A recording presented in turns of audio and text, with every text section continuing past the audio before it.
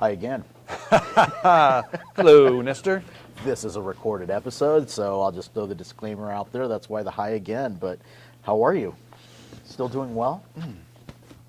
Yeah, can't All right. complain. You? I'm doing fantastic. Yeah. So it's been a good start of the day. We're got some things going on for next week, so all excited about that. But today's episode, have you checked your reviews lately?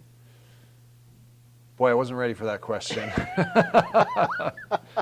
No, but luckily we have phones these days. Well, today's topic is about reviews and checking. And have you got a plan to actually get reviews? And we can talk a little bit about how to get reviews, how to get good reviews, and unfortunately, sometimes we don't get a good review. So how to handle that not so good review? Yes. Well, Travis checks his reviews. Yeah, let's see if I can do that here real quick. I don't know how to do it on Google, but I am going to Google because that's where I think everyone should be getting their reviews. Well, that's the other point is where should you get your reviews? Yeah, so let's start with that. Travis needs to go get some reviews. All right. That's what I found out. So we're going to work on that today. Yeah. So he mentioned Google is a place to get reviews. One of the other places that a lot of people are at is Yelp, obviously, which that's kind of a different platform for us. Yelp is really more restaurant type hotels. things, but the real estate agents are on there, so that's a place. Zillow used to be a place, not so much anymore. When they turned into a brokerage, you're really not helping yourself by creating reviews. Yeah, they still have the profiles on there, and there still are eyeballs on that site. So Correct. I wouldn't say if you're there, abandon them or anything. Wouldn't abandon, but I wouldn't work on building it anymore. Yeah. So I agree with you. Google's my first, and then I already forgot. Yelp, thank you. Yelp is probably my second. Yeah, and maybe we should talk about that real quick, which is there are multiple sites. There's tons. And the last thing you want to do is be sending people to different sites. It becomes a bit much to manage and a bit much to get people to different places. And the last thing you want to do is ask your client, hey, do you mind reviewing me? Here are 4 links. Can you go to each one of these and review me? Correct. That will kill the response on your reviews. So I think it's important that people choose a platform. And I'm not going to judge which platform is best for anyone. If you're doing Google or you're doing Zillow or Yelp or whatever it might be, and you're happy with it, and you've got a good abundance of reviews on there, don't abandon it because of us. Right. Yeah, I think that's good. And the other, this leads to a question, because I get asked this question all the time. Well, is there one place I can go to get them to do a review that feeds to all of these things? Doesn't exist. Yeah. There's security measures and things like that are behind the scenes that they just won't allow one source to feed multiple sources. So, but let's talk Google first. So before you can get a Google review, you've got to have your business profile page up. Correct. And whether you're looking for reviews or not, you should have your Google business page up. Yes, your Google business page should be up and verified, and that's probably one of the best things going on right now that's out there. But that has to be up before you can start to get reviews on there. Once it's up, they will give you an automatic link that you can go to that you can send to people and ask for reviews. And if I were getting started on starting to add reviews on there, one of the things I would do is I might go back to some of the people that wrote me a review in the past. I'm going back to my Zillow reviews or something of that nature and saying, hey, I'm starting to build up my Google reviews, and I'd appreciate it if you could help me by taking the review and posting it over here for me. But don't ask them to do all the work. Do all the work for them. They already wrote it. Copy, paste, put it in the email, so all they have to do is forward it. But here's my other piece of advice on that. When you copy and paste it, change it up a little bit. Don't change it to make yourself sound any better, because you don't want to go to the person that wrote the review for you and say, hey, I wrote it better for you. But you can make changes to make it more searchable. I.e., if they said he or she was a fantastic agent, you take the he or she out and say Travis or Travis Barron was a fantastic agent, because now that becomes searchable. and you've put the Travis Barron in there. He think helped that's me. you. Is that me? Yeah, turn mine off. He helped me find a property he helped me find my property. Travis helped me with my property in Irvine, California. Oh. So just changing things like that is not changing you haven't changed what they've said, but you've made it more Google friendly with regards to search optimization. Yeah. So I would make those changes. You pop that in there, you send them a message, follow up with with a phone call to them and say, hey, I've done this, will you help me? You'd be surprised how many people would say, sure, no problem. Boom. Yeah, and you hit on that. It's ease of use. If it's going to be difficult, you get those surveys sometimes. Hey, you did this, or hey, we heard you like that. Will you take this brief survey? And you're like, okay. And you jump in, and you're like question 3, and it says, you are now 5% done. You're like, I'm out. Right. It's too much. It's not easy.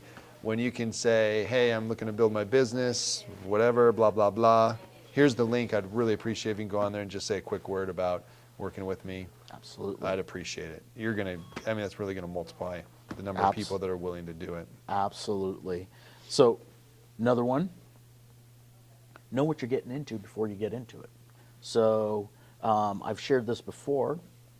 This was a while ago. I had to go into urgent care, and after I left urgent care, I got a text message, like about 5 minutes after I left. How would you rate your experience from 1 to 5? I clicked 5, didn't think much of it, and just hit send, and it was fine. 5 minutes later, thank you very much. Then they asked for the review. Oh, really? Yeah. Then they sent me the link to their Google business thing and asked for a review there. So basically, they qualified me first to make sure I was happy. I have never thought about that. That may have happened to me and I just didn't realize it. That's Right. brilliant. It was. So, that was using technology to go out there, and can we use that in our world? Absolutely we can. We're getting close to the end of the transaction, and you just send out a text message that, hey, just curious, On a scale of 1 to 5. how would you How did I do? rate our service? Is there anything else that we could have done, or can we do for you? They give you your 5. Boom. Now your follow-up is fantastic. In a day or two, I'm going to be sending a link for a review. I'd really appreciate it if you would. Now, if they send you a 1, 2, or 3, you're still in the transaction. You have an opportunity. You must. To You don't make have it an better. opportunity. You have a responsibility Great to point. respond to those. Right. How do I get to a 5? Yeah, I like that. I mean, this has never occurred to me. I've never had anyone present it like this before. This is a great idea. Systems in place. Yeah. So. But that's got to be there, because if it's not written down, if you guys aren't checking it off as you go through your Right. transaction, oh, I'm so busy, boom, your opportunity passes you by, it's gone because you Right. weren't thinking about it. Get that on your system, man. Get that on your checklist. Send out that request for review. One of the other things I see in reviews so often that we overlook is we just close an escrow and we ask for a review, but we don't ask everybody. Just help Travis and Tina finish buying this house and making this purchase. And I just reach out to Travis. Travis, would you mind writing a review? Thinking that you had a conversation with Tina, where what I really should be saying is I should be asking both of you guys, because you guys will both write them differently. You guys will both say different things. And You ask them independently of one another? absolutely. Well, you could send out 2 emails Yeah. and ask the same question, but don't send out just one email thinking that it's going to be passed on to somebody else. Got it. And service providers, the other people that were involved in that transaction, especially idea. if it was a transaction that you've never met any of those people before. Maybe it was another escrow officer that you've never done business with before, or something like that. Hey, how was the experience with me as an agent in handling this situation? 1 to 5. Oh, it was 5. Fantastic. Here's my link. Would you mind writing a review for me? And in situations like that, if you had a great experience with that escrow officer, it's an opportunity for you to reciprocate on their site as well. So, the reviews don't always have to be the client. Yeah. That's actually kind of cool. I don't know how in-depth people are going to go investigating those things or recognizing where those reviews are coming from. Right. But when it's like, oh yeah, such a professional and really asks the right questions, and in my mind, they really saved this deal for their client. Right. I mean, how powerful is that? Exactly. So Travis, what do I do if I get a bad review? You do whatever you can to respond to it, or to, God, if you can get a hold of that person, my God. Because too many times we're like, what? Right? Yep. It kind of comes as a surprise to us. I'm sure there are times that it doesn't. And yeah, you've got to reach out. Say, hey, I don't know what happened. I read what you did, and here was my perspective on it. And I'm not trying to argue who's right or wrong, but I just don't want to leave anyone feeling the way you must have felt to take the time to write that review. And I think that that's overlooked because people aren't necessarily looking, when there's a bad review on there, I don't think that people necessarily go first to what the bad review said. It's how was the bad review handled is probably just as important as what was said in there. Mm-hmm. Oh, so-and-so was, said this or did that. And sometimes a bad review has absolutely nothing to do with us, but ignoring it makes us look bad. I remember dealing with one that we had where one of the agents got a bad review, but they didn't represent the client. It was the other side. So the person that was complaining was theoretically a third party that was getting information from somebody else. They weren't working directly with our agent. It was probably using you as a scapegoat. Exactly. And in that particular situation, they had never had a conversation with that person, was never involved with that person, but not saying or doing anything on the site made it look like, oh yeah. It's a negative review. Exactly. So sometimes you have to explain the situation and explain what's going on, and people have a better understanding of, hey, it's just somebody being silly. So if you've ever been in a management position, it's got to be one of the top 3 lessons. There are 2 sides to every story. absolutely. If everyone that walked into my office that had an issue, and I said, wow, and I reacted based on that, boy, I'd be embarrassed, because you got to go to the other side, Right. and you're going to get a different story. And so that's why the communication is so important. You don't know what they know or why they wrote something, and you can probably more times than not rectify it. Right. I think people are fearful of not being able to rectify it, but I say get over that fear, man, because the value of being able to rectify some of those is just too high to be afraid of a little pushback. Correct. Now, the other point that I would make on bad reviews is they should exist. If you have 1,000 5-star reviews, I kind of skip you. exactly. Unless Nestor's Fibber? come to me and said, man, this is just the place you got to go. You got to try the capacity or something.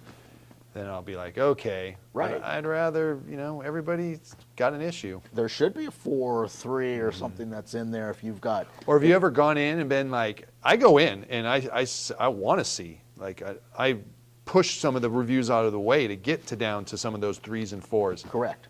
I've read 3 and 4-star reviews where they love the place. Yep. But they're just not willing to give them a higher star. I'm like, what are you doing here? I've seen 1-star reviews where they've loved the place and just didn't realize what the stars meant. Oh, wow. And never went in and edited or changed it or anything like that. So you're correct. And that gives authenticity to the system as well and things of that nature. So don't, just because there's a bad review in there, don't always get too concerned about it. Yeah, no, I like to see it if it gets down into the 3s, you better start paying attention. Right. If it's in the 4s, that's my money shot right there. Right. That's where I'm at. If you're all 5s, I'm like, okay, somebody's gaming the system here. Right. What else would you like to talk about with reviews? I think it's a pretty straightforward I think thing, it right? is. I think they're just, I don't know how many. Let's go with 4 and see if I got the right number. Okay. So you got to pick a platform. Yes. And we're not judging platforms here. We just think for efficiency and ease, pick a platform. Don't try too many. And you did bring up a good point that you can actually switch platforms if you want. Right. So if you feel like you need to, you can. And I love your recommendation of cut and paste their review, put it in the body of the email, put the link below it and say, hey, would you just transfer this over for me? I really appreciate it. It's going to do a lot for my business. Absolutely. So pick a platform. Have a plan. How are you going to do this? Are you going to, when in your transaction are you going to do it? Is it on your checklist? How are you going to ask? 3, I'm going to shout this from the mountaintop from now on. What do you call it? not pretty, but It's qualified. qualify. Thank you. Yeah. Pre-qualify that lead before you. Number 4, send them the link that is very easy to use. Right. And I love it. Just send a text. Hey, Nestor, it's been a great transaction. In my business, I rely on reviews for people to feel comfortable working with me. I was hoping that you'd be able to review me. If so, how do you feel I did from 1 to 5? 1 being not a great job to 5 being excellent. It'll text you back. I'm sorry, there's number 5. We'll go to number 5. Right.